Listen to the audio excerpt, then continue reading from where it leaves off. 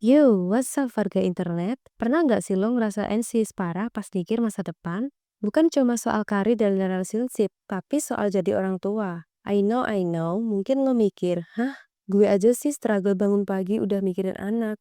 Tapi dengerin dulu, di bab 9 buku filosofi teras, Om Piring atau Henry Manampiring ngebongkar habis gimana cara jadi orang tua yang nggak gampang burn out dan nggak hobi ngegas. Bayangin lo punya anak yang nggak cuma pintar akademik, tapi punya mental sekuat baja karena lo ajarin stoicisme dari bocil. Penasaran gimana caranya tetap chill di tengah drama parenting yang chaos?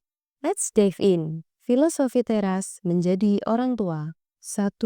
Kekhawatiran menjadi orang tua, realita yang relatable. Henry Manampiring membuka bab ini dengan sebuah kegelisahan yang sangat manusiawi. Kekhawatiran jangan-jangan anak kita nanti tumbuh jadi anak durhaka atau malah mencampakkan orang tuanya saat sudah lansia.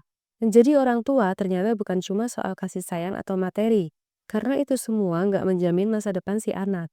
Banyak pikiran yang nggak penting yang sering muncul mulai dari apakah anak bakal berprestasi sampai apakah pacarnya nanti bakal selevel model Victoria's Secret. Disinilah stoicisme masuk untuk memberikan perspektif baru supaya orang tua nggak terjebak dalam overthinking yang nggak ada habisnya. 2. Membiarkan nalar sejak dini. Salah satu prinsip utama filosofi teras adalah hidup selaras dengan alam, yang artinya manusia harus menggunakan nalar atau akal sehatnya. Dalam konteks parenting, ini berarti membiasakan anak untuk berpikir sendiri sesuai dengan tahapan perkembangannya. Jangan cuma bilang nurut aja. Seringkali orang tua membentak anak dengan kata-kata, sudah nurut aja, gak usah nanya-nanya. Menurut buku ini, hal itu mematikan motivasi anak untuk berpikir kritis. Memberikan penjelasan meskipun melelahkan, memberikan alasan di balik setiap perintah membantu anak memahami logika di balik sebuah tindakan. Anak diajak untuk menjadi pribadi yang punya pertimbangan matang, bukan sekedar robot yang patuh tanpa tahu alasannya. 3. Menerapkan dikotomi kendali pada anak. Konsep paling populer dalam stoicisme adalah dikotomi kendali. Membedakan apa yang bisa kita kendalikan dan apa yang tidak.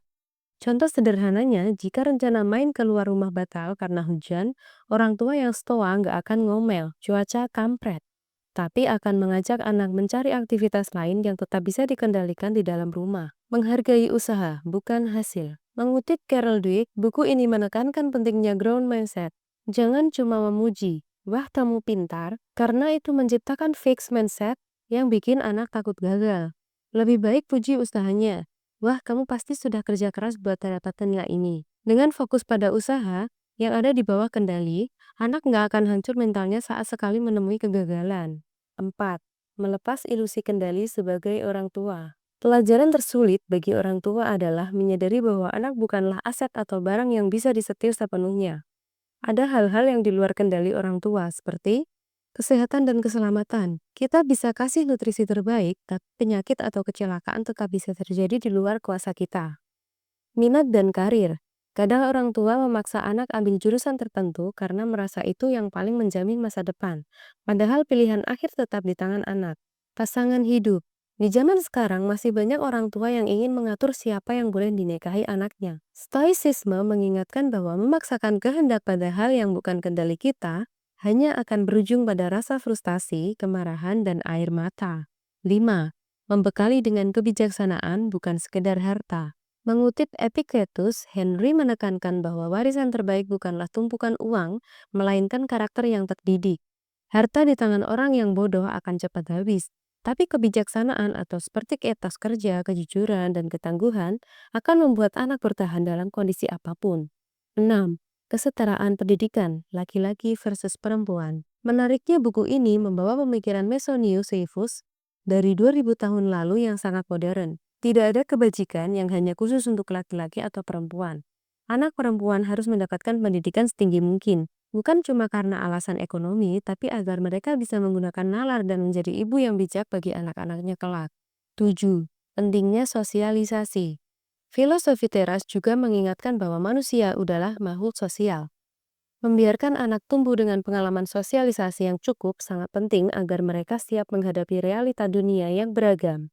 Nah, itu tadi rekap dari bab 9 filosofi teras.